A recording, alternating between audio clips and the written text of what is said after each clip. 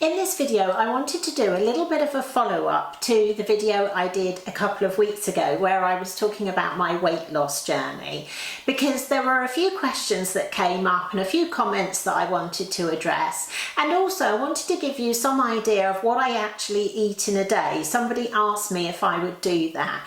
So I'm going to talk you through the food that I have delivered, what I actually buy, what I actually eat, and a little bit more information about protein, carbohydrates, and all of that sort of thing. So stick with me, more tips coming, and let's get into the video. So first of all, just to recap, a couple of the things that I said that I was doing. One was that I prioritise protein at every meal. So every meal that I have, I include protein with it. And I also have reduced the amount of carbohydrates or starchy carbohydrates that I eat. So I wanted to address a comment that somebody had made about cutting out groups of food. And I haven't cut carbohydrates out completely. I do still eat them, but I don't eat starchy carbohydrates. So I get my carbohydrates from plenty of non-starchy vegetables. It's just that I don't eat things like potatoes, pasta and rice, because they turn to sugar much quicker.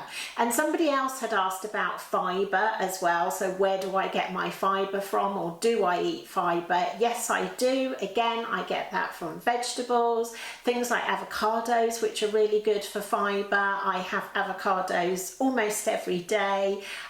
Things like raspberries. I put raspberries on my yogurt in the evening after my dinner. So again, I do eat fibre. I get fibre from nuts as well, because I have nuts regularly, which are also have protein in them, so I'm increasing my protein that way, and I'm also increasing the amount of fibre that I'm getting from that.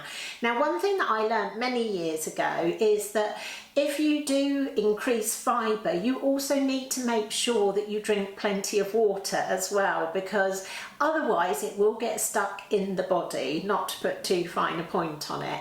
So do make sure that you do drink lots of water as well. And that's something, again, that, as you know, I've been trying to do. So that was to answer two questions. Somebody else asked me about how much protein I eat, and whether I have a target of the amount of protein and the amount of carbohydrates. And to be honest with you, up until now I haven't done, because whilst I was on the retreat, obviously everything is done for you. So they are giving you what they're recommending as the amount of protein and the amount of carbohydrates. And I kind of followed that since I got home. So I don't actually weigh anything or measure anything. But the advice that I was given to loosely follow is 1 to 2 grams of protein per kilo of your ideal weight. So my ideal weight is 64 kilos. I'm not there yet. So I would eat 1 to 2 grams of protein per kilo of my ideal weight. And again, I listened to a podcast quite recently talking about protein, and it actually said that you could go higher than that. Protein is so good for you. It's good for the brain. It's good for building muscle. So as I said, I don't actually weigh it. I only have 2 meals a day, so my protein is in those 2 meals. And as I said, I'll usually have something like 2 eggs. I'll have nuts. I'll have Greek yogurt, not Greek style yogurt, because the thick Greek yogurt has more protein in it, so I get plenty of protein that way. In the evening, it will either be fish, a piece of meat, a piece of chicken, and again, after my evening meal, I have yogurt and I have nuts as well. So that's where I'm getting my protein from, and that's kind of what I aim to do. As far as the carbohydrates are concerned, again, the target that I was given was 130 grams or less a day. And on the retreat, they said that we were getting about 100 grams. If you want to see real results, or you have a real issue, or perhaps you're pre-diabetic, then 70 grams is a target to aim for. But again, it's not something I measure. I just don't eat those starchy carbohydrates, although I do sometimes have things like roast parsnips, which are more starchy. But I've got a real taste for celeriac, so we very often have celeriac mash, or sometimes I roast celeriac and treat it like roast potatoes if I'm doing a roast for just my husband and I on a Sunday. So there are lots of alternatives that you can use instead, which will reduce those starchy carbohydrates. But as I said, I do still eat vegetables, I do still eat carbs, I haven't cut them out completely. I've just had a shopping delivery, so a few bits that I order regularly. I thought I'd just talk you through some of those. So plenty of fish in here because I'm keen on getting the omega-3. So I've got some salmon fillets here, which I'm going to cook in a coconut milk sauce with leeks. And I'm also going to add either the cannellini beans or the butter beans to that and cook that as one pan dish. So that will be one meal.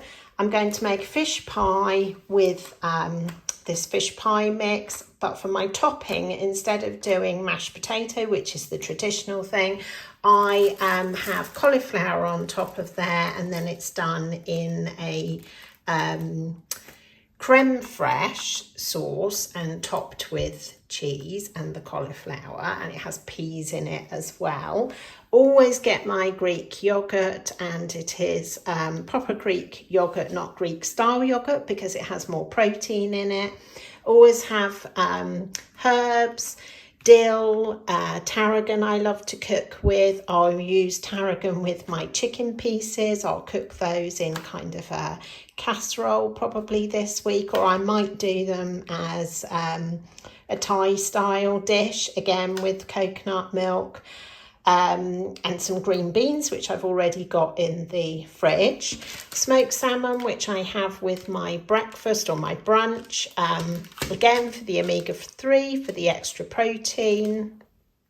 I've got some cod fillets here. Now, I might do what's my husband's favourite dish, which is a Southern Indian fish curry, which is a Tom Kerridge recipe. Delicious. I'll link that down in the description box because it is really lovely. Or I might just do those wrapped in foil, cooked in the oven, perhaps with some lemon, and again, maybe with some dill or with some tarragon. I've got some cream cheese here. I might have some of that with my brunch one day. Always eggs, and I buy large eggs because I have 2 eggs a day. This is one of my great sources of protein. Lime juice I love to put on. If I do make the curry, then I'll use the lime juice for that, and some chopped up coriander on the top to finish it. Avocados, because again I have avocados almost every day with my brunch. I've just started drinking kefir again, so a bottle of kefir there for the good sort of healthy gut. This I found because I was making my own cauliflower rice, but I actually found that Ocado do these frozen bags which you can just microwave, and they are just cauliflower, nothing else, so no other added ingredients in there. Coffee, have to have my coffee every day. Pomegranate seeds that I like to put on top of my brunch as well. If I do scrambled eggs, I might top it with pomegranate seeds. You might be surprised to see the chocolate in there, but this is one of my things that I do after my dinner.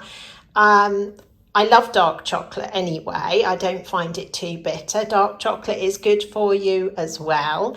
And so what I do is I just literally have 1 square of this chopped up with some of my yogurt, and I top it with some nuts. This goes on top of my yogurt with my brunch in the morning. I also put it on yogurt in the evenings as well. Again, for the added protein, also because of the magnesium, which I have been taking a magnesium supplement, but magnesium does help you sleep, and a lot of us are deficient in magnesium. I like to buy fresh vegetables quite regularly. I've not got too many in this particular shop, as I said, because I did do a shop the other day. So I have already got things like courgettes, carrots, I've got green beans in the fridge, always have onions in there for cooking as well.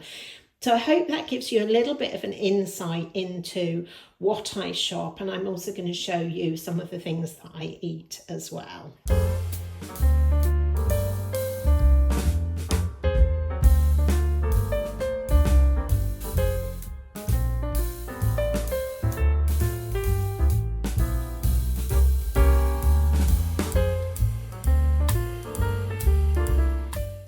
And there it is. So I have scrambled eggs with a little bit of dill in it. I've got pomegranate seeds on the top. I've got avocado, some tomatoes, and some salad leaves. So that's the first part of my brunch, followed by my Greek yogurt topped with just a few blueberries and a handful of nuts. I've started on my kefir, and then a milky coffee made with full fat milk. So I'm going to tuck into and enjoy this. Today so far I've had my brunch. I haven't had my evening meal yet. Other than that, I haven't eaten anything else since my brunch, which was about 11 o'clock today. I have been drinking water. I've had a cup of herbal tea. I've also had a cup of normal tea, Earl Grey tea. And then I'll have my dinner about 7 o'clock, and that will be it until tomorrow morning when I have my brunch again.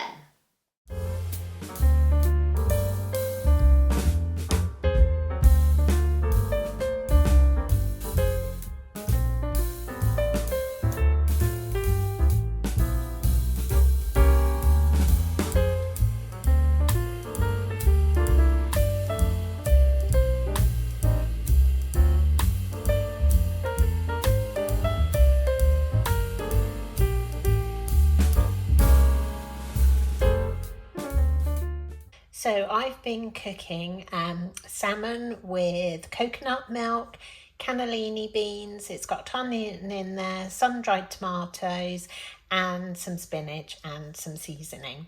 So it's almost ready. I'm just about to dish it up and enjoy it. Also asked me about recipes. I do in my Wellness Lounge include some recipes for you. I will be including those every month. I'm also adding to all of the resources that are in there, but it's all a process, and if you try and take on too much at once, it's just too much to think about and too many changes to make.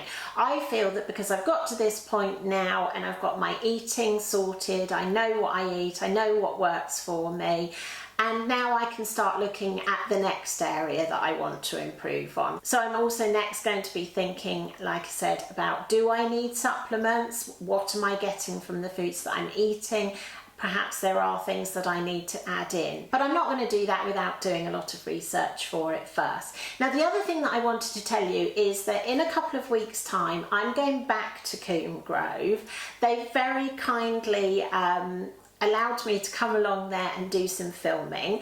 I'm going to be talking to Dr. Rebecca Hiscutt, who is the programme manager, and I'm going to be asking her all sorts of questions about the retreat, and if there's anything that you would like me to ask, then please do leave me a comment down in the comments section, because I'm going to put a whole load of questions together for her. And the other thing that I'm going to be doing is a cooking demonstration with Ollie, who is a nutritionist at Coombe Grove, but he also used to be an executive chef. So he's somebody who really knows what to do with this food and how to create great tasty meals. So I'm really excited about that as well. So that video will be coming up sort of towards the middle of June, so look out for that one as well. And as I said, if you've got any questions for either of them, then please do let me know, and I will make sure that I put those questions to them on the day when I go down there to film. One thing that I wanted to tell you about was that I've also had my third set of blood results, and they made quite interesting reading because somebody else had written a comment on my last video about cholesterol, and that we do need cholesterol, and I totally agree with that, and we need it for our brain. I listened to a fascinating interview with Patrick Holford talking about dementia and how we can prevent getting dementia. Apparently dementia is something that a lot of us can prevent, and it comes down to the way that we eat, and cholesterol was something that they talked about. So yes, I do want to bring my bad cholesterol down, but I do appreciate that we do need cholesterol as well. And so I also wanted to address that because the blood tests that I have done aren't specifically to look at reducing cholesterol. So the key tests that they focus on at Coombe Grove are your blood glucose, or your HbA1c, and this is all about insulin resistance and whether you are likely to go on to develop diabetes. And then the other ones are the blood lipids, and that is the total cholesterol HDL ratio. Now, as far as my results are concerned, I'm just going to get them up here on my phone. And looking at my triglycerides, they have come down from abnormal into the normal level. My total HDL cholesterol ratio has also come down. It's still in the abnormal level, but it's literally on the border of going into normal. And my HbA1c, which wasn't a problem, it was actually in normal, has now become optimal. Yay!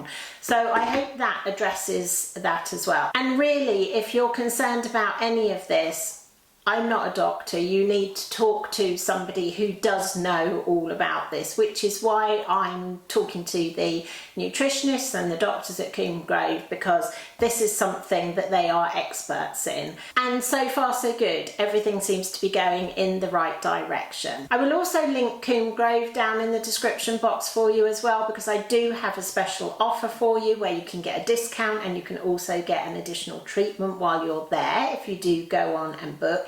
And if you do, please do let me know, because I have a special little bonus for you as well. And other than that, if you like this video, please do give it a thumbs up. Please do keep your comments coming as well. It's so interesting to hear your stories as well, and things that have worked for you. Don't forget to subscribe, and I look forward to seeing you again next time. Look out for that video in a couple of weeks when I head back to Coombe Grove. Bye for now.